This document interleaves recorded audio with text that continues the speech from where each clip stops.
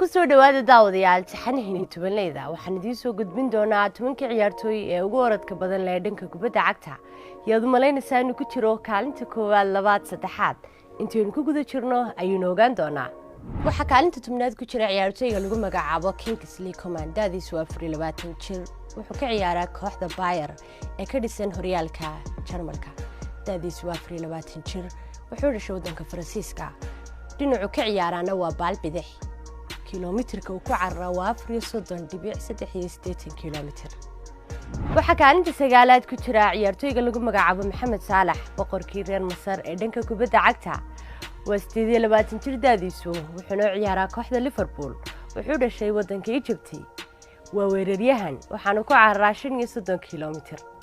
waxa kaalinta sideedaad ku jira ciyaartooyga lagu magacaabo Sein hore wuxuu uga ciyaari jiray kooxda Manchester City laakiin hadda wuxuu joogaa kooxda Bayer wuxuu ka ciyaaraa baasha 11aad daadiisuna waa 24 jir wuxuu ka soo jeedaa waddanka Germany masaafada uu jaraa waa 35.8 kiiloomitir waxa kaalinta toddobaad ku jira ciyaartooyga lagu magacaabo Adam Traore wuxuu caan ku yahay masaafada degdega ah oo cararo iyo waliba xoogiisa weyn wuxuu dhashay waddanka Spain daadiisu waa 24 jir wuxuu ciyaaraa kooxda Wolves wuxuu ka ciyaaraa baal midig masaafada uu ku cararana waa 35.32 kiiloomitir waxa kaalinta lixaad ku jira ciyaartooyga lagu magacaabo Aubameyang daadiisu waa 31 jir wuxuu ciyaaraa kooxda Arsenal wuxuu ka soo jeedaa waddanka Gabon waa weerar gool dhaliye ah wuxuu jaraa masaafadan 35.50 kiiloomitir waxa kaalinta shanaad ku jira ciyaartooyga lagu magacaabo Walker daadiisu waa 30 jir waana baal difaaca sidoo kale wuxuu ciyaaraa kooxda Manchester City wuxuu ka soo jeedaa waddanka England wuxuu jaraa masaafadan 35.71 kiiloomitir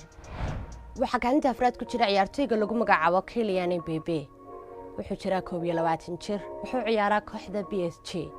wuxuu dhashay waddanka Faransiiska waa ciyaartooy weerar ah wuxuu jiraa masaafadan 36 kiiloomitir waxa kaalinta saddexaad ku jira ciyaartooyga lagu magacaabo Haaland daadiisu waa 19 jir wuxuu ciyaaraa kooxda Borussia wuxuu dhashay waddanka Norway waa weerar gool dhaliye ah masaafada uu jaraana waa 36.4 kiiloomitir waxa kaalinta labaad ku jira ciyaartooyga lagu magacaabo Ashraf Hakimi wuxuu dhashay waddanka Morocco kooxdu ciyaaraa waa Inter Milan waa 22 jir wuxuu ka ciyaaraa baal midig oo difaaca wuxuu jiraa masaafadan 22.60 kiiloomitir waagaag daawadayaal waxaanu soo gaarnay ciyaartooyga ku jira kaalinta koowaad iyadoo malaynaysaa inuu yahay ciyaartooygaas waxaa lagu magacaabaa